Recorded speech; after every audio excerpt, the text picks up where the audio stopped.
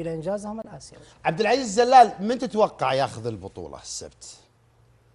والسؤال الثاني بعدين بقول لك من تتمنى، بس خلنا في الاول. اتوقع الاهلي، لانه الاهلي لا هذا مش ما اقول لك مين تتمنى، مين تتوقع. حطها معها الثنتين يعني ريتويت، يعني ريتويت 2 في 1.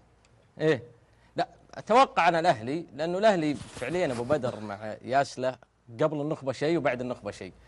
الاهلي سوى ابجريد حتى العناصر، تكلم على ميلوت، تكلم على جالينو، تكلم على توني، استبدل ماكسيمان، استبدل فيرمينيو.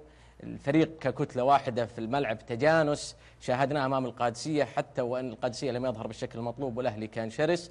فاعتقد انه الاهلي هو الاقرب، واستعير كلمه عماد السالمي، اذا عقل جيسوس ممكن يفوز على الاهلي، لكن اذا طبق الضغط العالي 8-7 لاعبين في وسط ملعب الاهلي، هذا من سيبحث عنه ماتياس ياسله، وسيلعب على اظهره النصر، والنصر يعاني من ناحيه الاظهره.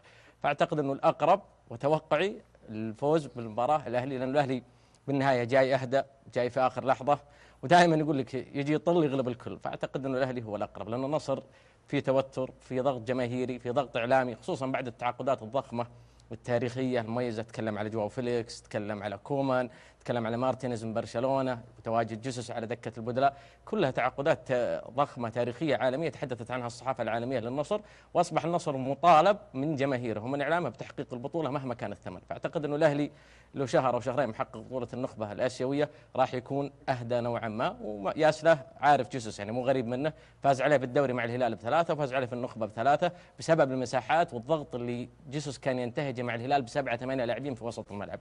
فلو سواها مع النصر هذا ما يتمناه ياسله، وسينتصر الأهلي.